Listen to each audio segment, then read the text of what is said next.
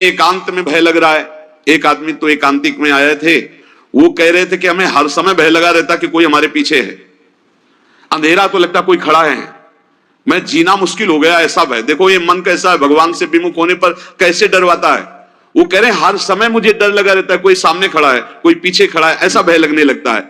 और जब भगवान की शरण में आ जाते हैं तो ये अभय स्थिति हृदय में जागृत हो जाती है। कोई भी भय आसपास आ ही नहीं सकता, यहां तक कि नरक का भी भय खत्म हो जाता है जो भगवान की शरण में है। महापापी भी पुण्यात्मा महान भक्तों के समान वो उत्तम गति को प्राप्त हो जाता है जो भगवान की शरण में हो जाता है। पर ये जो भोगों का आश्रय लिए हुए हैं, मनमानी आचरण कर रहे हैं, ये कभी उस अभय को जान ही नहीं सकते कि अभय पद है क्या। इनको तो कदम कदम पर शोक, भय और दुख की प्राप्ति होगी, कोई बचा नहीं सकता। जो भोगों में लगे हैं, मनमानी आचरण कर रहे हैं। अगर निर्भय होना चाहते हो, परम सुखी होना चाहते हो, तो भगवान के शरणागत हो जाओ। सारे जगत को अभय दान देने वाले भगवान है। भगवान का एक प्रण है, ममपन शरणागत भयहारी। जो मेरी शरण में आ गया उसके भय का मैं नाश कर देता हूं। साधना में अवस्था मन की मानी जाती है कि आप कितने अच्छे साधक हैं।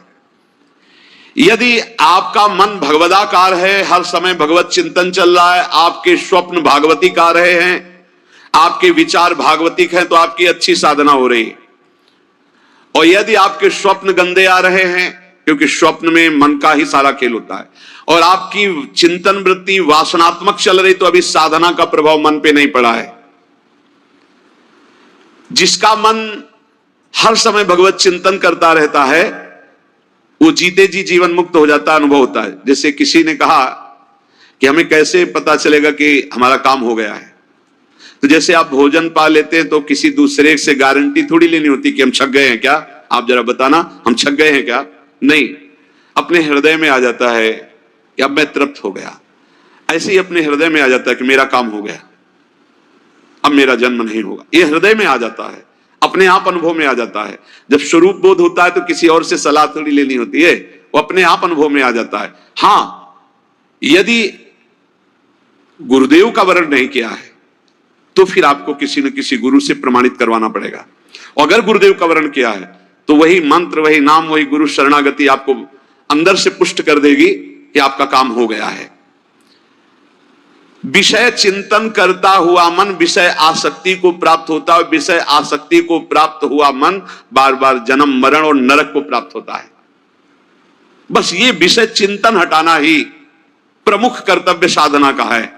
बार बार मन को विषयों से हटा करके प्रभु के नाम में लगाओ, प्रभु के रूप में लगाओ, प्रभु की लीला में लगाओ। जहां भगवान प्रकट होते हैं वहां परमानंद की बाढ़ आती है। पर ये ध्यान रखें, गुलाब का फूल कांटों में खिलता है, उसकी सुगंध लेनी, फूल लेना है तो कांटों से बचाकर। ऐसे ही जब आप भगवत चिंतन के लिए चलेंगे तो आपका चिंतन चुराने के लिए माया विविध नाटक करेगी, कांटे फैलाएगी। कोई तुम्हारी निंदा करेगा, कोई अपमान करेगा, कोई उपहास करेगा, तुम्हारी अव्यवस्था हो सकती है, तुम्हारी परिस्थिति बहुत भयावह हो सकती है। इन परिस्थितियों में भी भगवत चिंतन का तार ना टूटने पावे तो आगे गुलाब का फूल है। जैसे कांटे से बचाकर गुलाब का फूल लेते हैं और भगवत अर्पित करके सौरभ का सुख लेते हैं, ऐसे ही भगवान के प्रेमानंद का अनुभव करने के लिए संसार के कांटों से बचना होगा। और खिलेगा यही फूल संसार में ही, मनुष्य देह में, और योनियों में नहीं। भगवत प्राप्ति स्वर्ग में नहीं होगी, इसी मृत्यु लोक में होगी। पहले मन नहीं लगता भगवत चिंतन में, भगवत चिंतन जबरदस्ती करना पड़ता है। भगवत चिंतन जे ही प्रारंभ करोगे ते ही बहुत बाढ़ आ जाएगी पाप चिंतन की।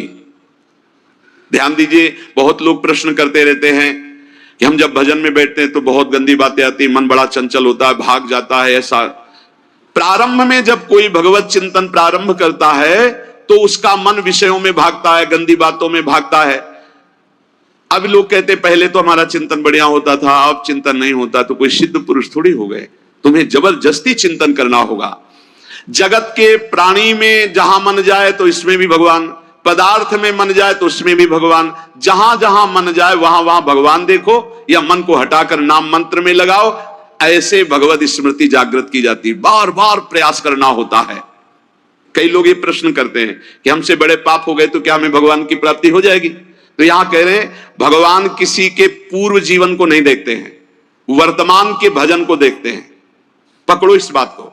अगर वर्तमान में आज आप सुधर गए हो, नाम जप कर रहे हो, तो आप भक्त हो। ये गीता जी में भगवान ने कहा, अपिचेत सुदुराचारो भजते माम अनन्य भाग साधुरेव समन्तव्या सम्यक व्यवसिता। ऐसा बहुत दुराचारी पहले रहा है, बाद में उसके मन में आ गया कि भगवान के सिवा हमारा कोई कल्याण करने वाला नहीं, हमारा कोई नहीं, तो भगवान कहते हैं मैं उसे साधु ही मानता हूं, उसे साधु बना देता हूं। भगवान किसी के पूर्व जीवन को नहीं देखते। बहुत बढ़िया बात है। कल तक हम क्या करते रहे भगवान नहीं देखते, आज क्या कर रहे हो ये देखते हैं। यदि आज आप भजन में लग गए हो, अच्छे आचरण कर रहे हो, तो आपको भगवत प्राप्ति हो जाएगी। भगवान ये नहीं देखते कि पूर्व में पुण्यात्मा रहा है कि पापात्मा रहा है। भगवान वर्तमान में देखते कि मेरा भजन कर रहा है, बस इसी से कल्याण कर देते हैं। पकड़ो इस बात को, तो कभी प्रश्न नहीं उठेगा कि क्या हमको भी भगवत प्राप्ति हो सकती है क्या।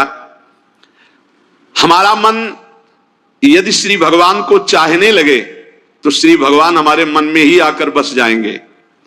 भगवान की रूप माधुरी में मन डूबने लगेगा। यथार्थ सत्य, जो भगवान से थोड़ा भी प्यार करने लगे हैं, उनके हृदय में भगवान की उनकी भावना के अनुसार झलक आने लगी है। हृदय में प्रभु के आते ही अनंत जन्मों के संस्कारों का नाश हो जाता है। इसलिए तुम अपने पहले वाले घृणित जीवन को याद भी मत करो और उसको सोचकर जरा निराश भी मत हो। अमावस्या में घोर अंधकार रहता है, पर प्रातः काल में अंधकार नष्ट हो जाता है। ऐसे ही नाम का उच्चारण करते ही तुम्हारे जितने पाप अंधकार हो सब नष्ट हो जाएंगे।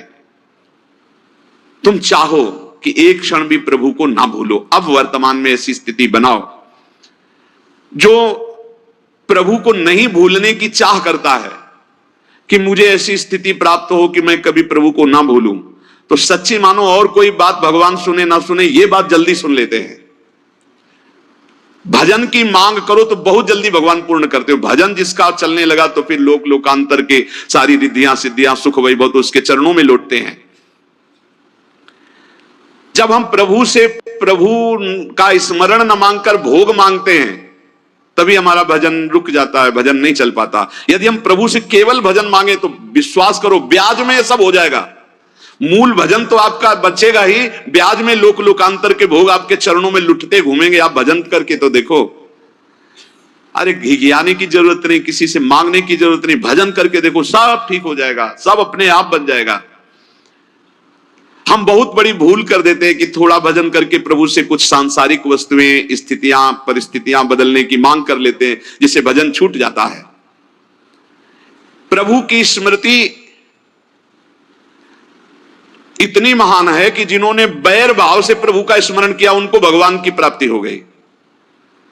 जैसे कंस आदि भगवान से बैर ही तो रखते थे, लेकिन भगवान की स्मृति रहती थी। स्मृति ने उनको भगवत प्राप्ति करा दी। स्मृति में महान सुख है, पर वो जब भक्ति रस से युक्त स्मृति होती तब माधुर्य रस, प्रेम रस का अनुभव होता है। कल्याण तो वैर भाव से स्मरण करने वालों को भी प्राप्त हो गया।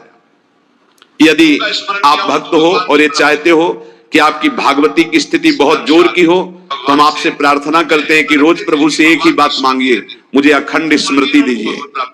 अर्जुन जी को पूरी गीता जी सुनने के बाद यही मिला, नष्टो मोहा स्मृति लब्ध्वा। स्मृति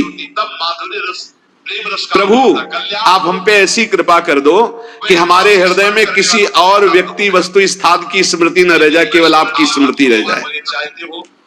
ये चाह भगवान बहुत जल्दी पूर्ण कर देते हैं यदि उपासक हृदय से ये बात मांगे। भगवान की कृपा से ही ऐसा हो सकता है कि अखंड स्मृति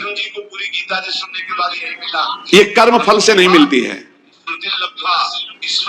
प्रभु के प्रति निर्भर होकर जो दैन्यता पूर्वक प्रभु से मांगता है और हर समय अभ्यास करता रहता है भगवत स्मरण का, उसको ये स्मृति मिलती है। और स्मृति मिल गई तो इससे बड़ी कोई स्थिति नहीं, हर समय भगवान का स्मरण।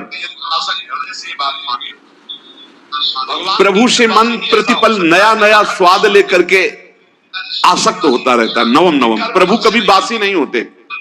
जैसे किसी व्यक्ति को देखो तो देखते देखते मन हट जाएगा कि देख लिया, बहुत सुंदर है, ठीक है, लेकिन वो एक दिन मन हट जाएगा। और प्रभु की सुंदरता नवम नवम है, प्रभु के नाम का स्वाद नवम नवम है, प्रभु की लीला का स्वाद नवम नवम है, प्रभु के धाम की शोभा नवम नवम है। जैसे आचार्य महाप्रभु हरिवंश चंद्र जी कहते, नयो नेह नव रंग नयो रस नवल श्याम वृषभानु किशोरी, नव पीतांबर नवल चूनरी, नई नई बूंदन भींजत गोरी, नव वृंदावन हरित मनोहर, नव चातक बोलत मोर मोरी, नव मुरली जो मल्हार नई गति, सब कुछ नया। तो नवम नवम प्रभु प्रतिपल नवम नवम प्रभु का रूप, प्रियाजू का नवम नवम, अबहीं और अबहीं और अबहीं और है। तो कहते हैं जब मन निरंतर स्मृति में डूबता है तो जब प्रभु की रूप माधुरी प्रकाशित होती तो ऐसी नवम नवम कि कभी ये नहीं होता कि रूप बासी हो गया, ये वही रूप है जो हमने अभी देखा था, नवम नवम। इसलिए आनंद की उफान आती रहती है उपासक के हृदय में। ऐसी प्रियता, ऐसा आनंद बिना भजन के नहीं अनुभव में आएगा। इसलिए तुम विश्वास करो, तुम्हें बहुत सुंदर सुख मिलने वाला है, आगे अपार सुख मिलने वाला है। ये थोड़ा दुख का समय काट लो, जब तक जीवन है ये दुख सुख की लहर आती रहेगी, आप इसको सह जाओ, आगे बहुत आनंद है, विश्वास मान लीजिए, बहुत आनंद है। जो ये विश्वास कर लेता है वो प्रभु के मार्ग में चलकर प्रभु को प्राप्त कर लेता है। नहीं तो इतने रोड़े हैं कि आप उब जाओगे, बहुत रोड़े हैं। बहुत सुंदर सुख मिलने वाला है। जो प्रभु के मार्ग में चलता है तो माया के बहुत से पार्षद अपना प्रभुत्व दिखाने उनके पास आते हैं, महिमा अपनी दिखाने, पर वो किसी वस्तु स्थिति अवस्था प्राणी पदार्थ का प्रभाव स्वीकार ही नहीं करता, क्योंकि भगवत स्मृति परायण है, भगवान की कृपा पर विश्वास है, इसलिए उसको कोई फंसा नहीं पाता। वो नित्य निरंतर प्रभु से घुला मिला रहने के कारण उसकी मस्ती में कोई फर्क नहीं पड़ता। माया का प्रभुत्व रखने वाले उसे फंसाने की चेष्टा करते हैं, पर उस पर किसी का असर नहीं होता, वो कहीं लिप्त नहीं होता, वो कहीं दुखी सुखी नहीं होता, वो हर समय प्रसन्न रहता है। तुम देखो हर समय प्रसन्न रहते हो, यदि नहीं तो तुम किसी व्यक्ति वस्तु का आश्रय लिए हुए प्रभु का नहीं। अगर हाँ तो हर समय प्रभु का स्मरण चलना चाहिए, हर समय प्रभु के आश्रित हो कि देखना ये आनंद, ये प्रसन्नता क्या रूप रखती है। बड़े बड़े मस्त संतों को देखा, मस्त ऐसे उन्माद में मस्त है, उस सुख के लिए ललचाओ, कब तक जन्मते मरते रहोगे, कब तक बार बार दुख भोगते रहोगे, कब, बड़ा प्रपंच है ये। भगवान का स्मरण परम पुण्यात्मा पुरुष का हृदय माना जाता है, बहुत पवित्र हृदय, बड़ा पुण्यात्मा हृदय जिसमें भगवान का स्मरण, भगवान का विस्मरण पापात्मा पुरुष, भयानक विपत्ति दुर्भाग्य। अतएव सुदृढ़ निश्चय करो, अब हम भगवान के स्मरण में अपना समय व्यतीत करेंगे। मेहनत करो, कार्य करने के लिए कोई मना नहीं, आप नौकरी करो, किसानी करो, व्यापार करो, पर अंदर अंदर भगवत स्मृति ही सबसे बड़ी स्थिति है। अब चाहे हम जीवित रहें, चाहे हमारे मरण जैसी विपत्ति आ जाए, चाहे सब हमसे हट जाए, चाहे सब हमको नमन करें, अब हम दृढ़ निश्चय करके केवल भगवान के स्मरण करते हुए इस संसार के बीच समय व्यतीत करेंगे। अब हम चूकने वाले नहीं, ये नियम लीजिए, चाहे जीवन रहे या ना रहे, चाहे मरण जैसा कष्ट आ जाए, चाहे सब वियोग हो जाए, सब चले जाए, चाहे सब संयोग हो जाए, सब नमन करें, अब हम प्रभु का स्मरण नहीं छोड़ें।